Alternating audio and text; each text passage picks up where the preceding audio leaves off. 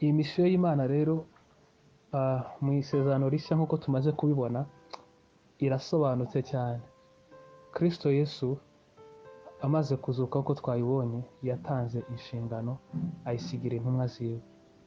Ikintu gitangaje ndetse kinababaje ni ukwibaza ngo ni kangahe twebwe abakristo, twebwe itorero rya Kristo dutekereza ku nshingano Yesu yadusigiye.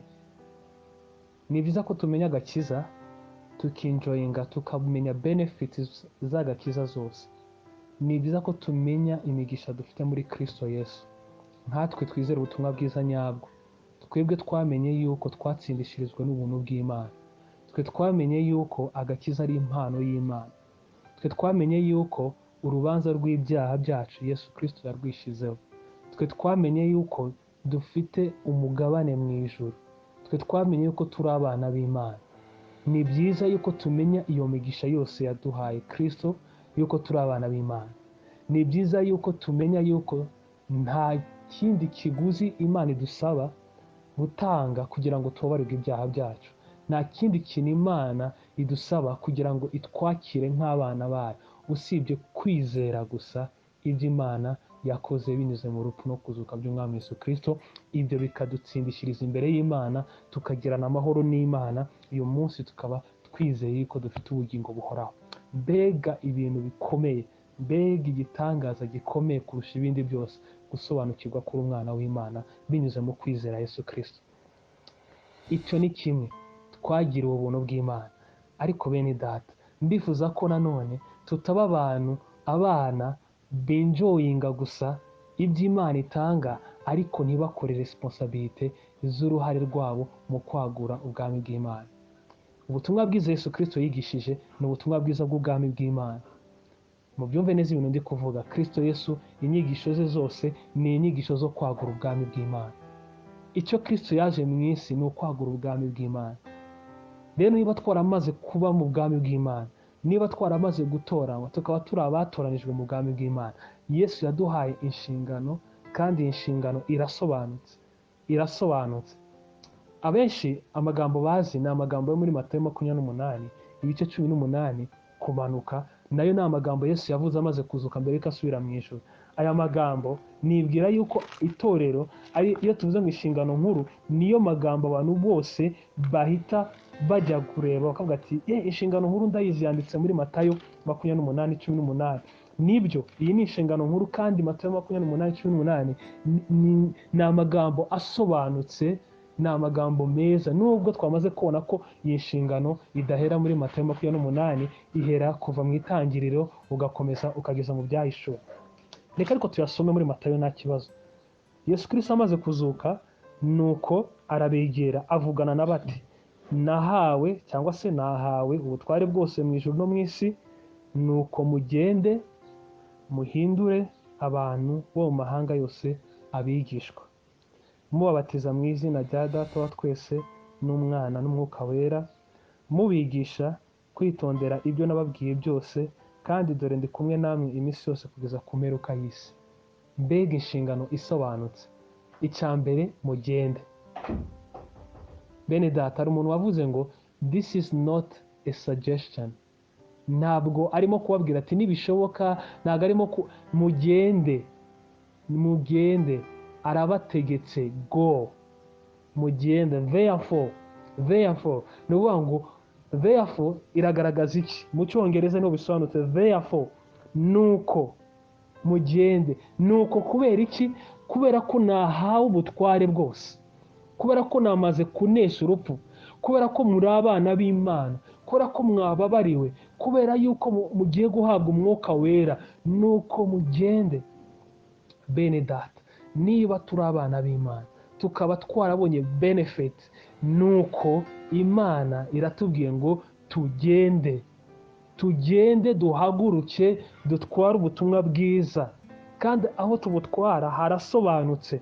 Yesu yarahapreshije aravuga ngo mu butware mu mahanga yose, mu cyongereza all tribes, mu zindi ndimi ethne, mu kigiriki amoko yose, pantata ethne, amoko yose mugende mu butware mu ndimi zose. Yesu Kristo yarapreshije neza, ntabwo umwuka wera yibeshye ubwo Imana yahumekeraga ijambo Yesu ndetse n'abanditsi nka Matayo bagapresiza yuko tugomba kubutwara mu moko yose. Ubutumwa bwiza bugomba kugira mu moko yose bene data. Mariko we ntabwo akoresha ijambo mu moko yose.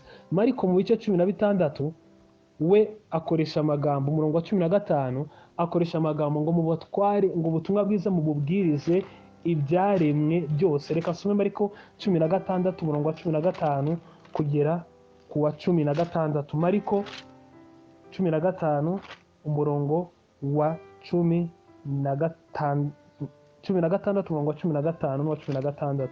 Mariko we aravuga ngo, arababwira ati mujye mu bihugu byose. Mariko akoresha ijambo ibihugu. Mugende mu bihugu byose mwigishe abaremwe bose. Now Mariko we ntabwo avuze amoko, ahubwo mubwirize abaremwe, n'uvuga ngo every individual. Bene data, amahanga yose akeneye kumva ubutumwa bwiza, ariko n'ibyaremwe byose cyangwa se abaremwe bose, abantu bose bari ku isi bakeneye kumva inkuru nziza y'ubutumwa bwiza. Niko Mariko avuze, mugende mubwirize ibyaremwe byose cyangwa se abaremwe bose. Bene data, ese iyi nkuru y'agakiza, iyi nkuru Yesu yavuze igomba guhera i Yerusalemu ikajya i Yudaya, ikagera i Samariya, ikagera ku mpera y'isi, ese iyi nkuru uyu munsi nyuma y'imyaka 2020 yaba yarageze mu isi yose? Ubutumwa bwiza bwaba bwaramaze gukwira mu isi yose? Iki nicyo kimenyetso gisigaye mbere yuko Kristo agaruka, kugira ngo inkuru y'Imana irangire. Nubwo itazarangira, izakomeza iteka ryose duhimbaza Imana, ariko mbere yuko Kristo agaruka kwima ingoma ye, hari amagambo yabwiye abigishwa be. Yababwiye ibimenyetso byose bizabanziriza kuza kwe. Byose byaratangiye. Uhereye Kristo akimara kujya mu ijuru, ibimenyetso byose bibanziriza kuza kwe byaragaragaye. N'uyu munsi turi kubiviva. Aka kanya ku isi abantu bari kuviva ikimenyetso kindi, nubwo atari ubwa mbere kibayeho ku isi, cyitwa ibyorezo. Hazaduka ibyorezo mu isi. Uyu munsi isi yose iri mu cyorezo cyitwa COVID-19.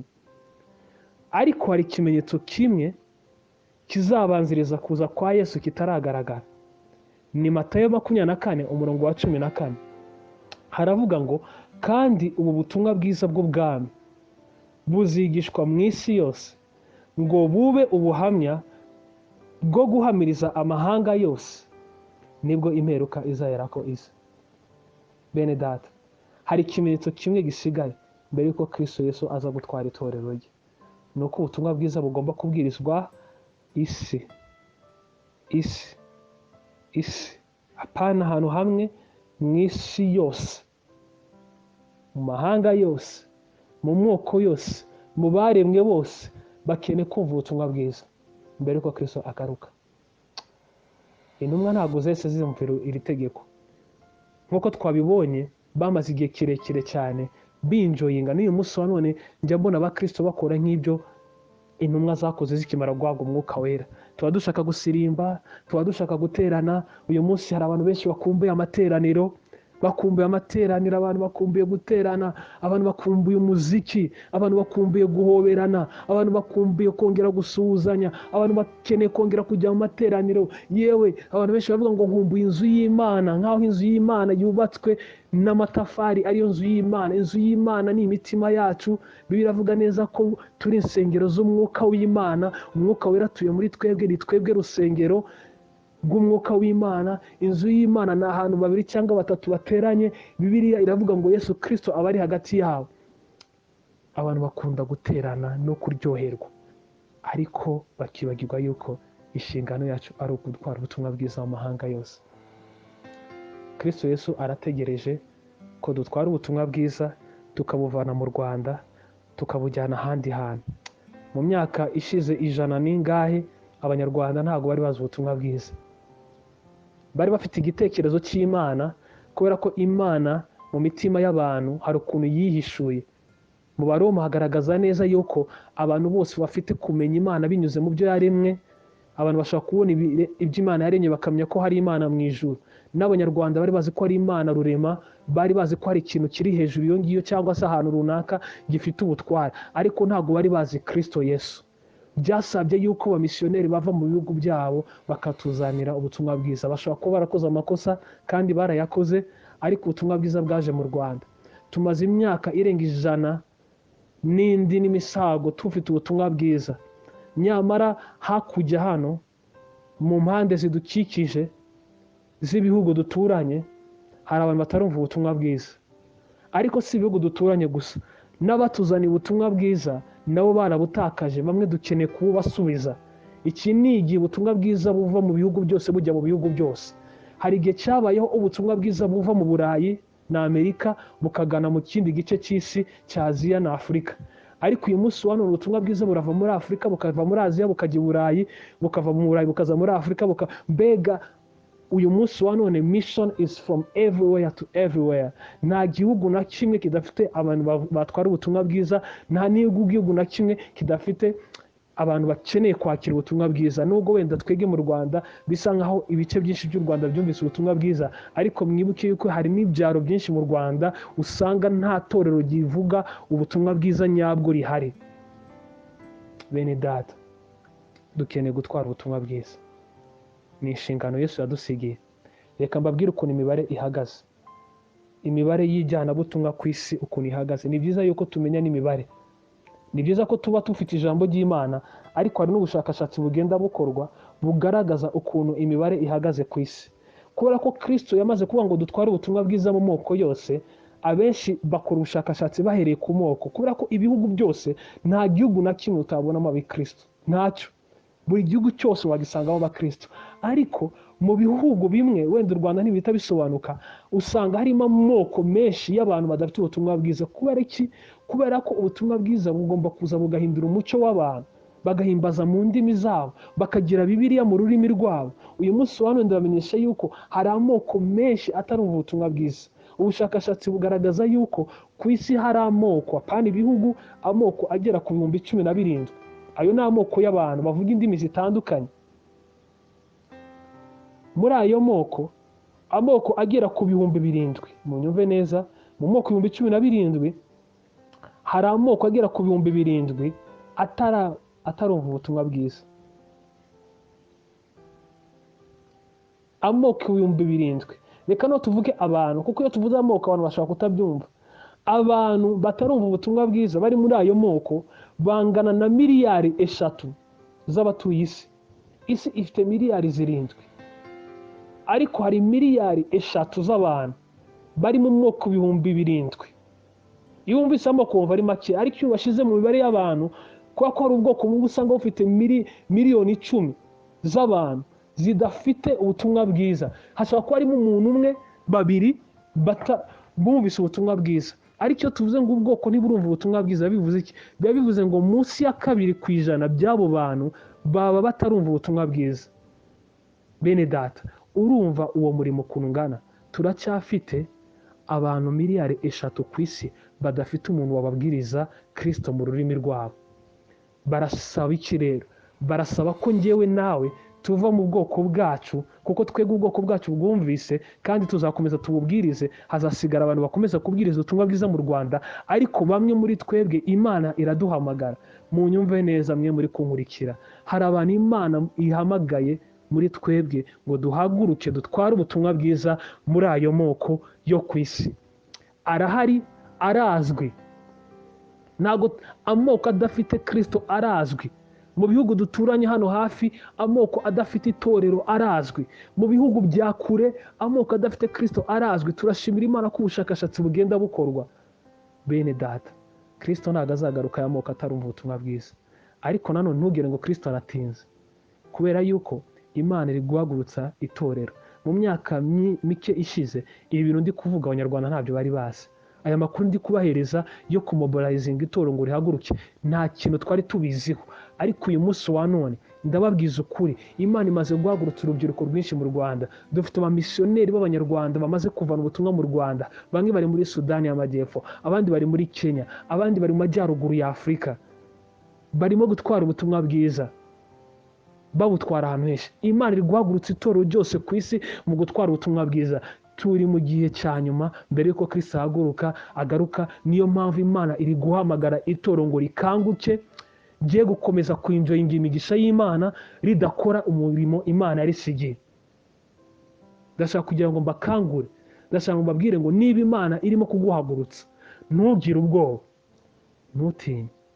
Yesu yaravuze ngo dore ndi kumwe namwe kugera ku mpera y'isi. Imana yadusezanije ko izabana natwe kandi izadushoboza gusohoza inshingano nkuru. Imana ihimbazwe cyane. Amen.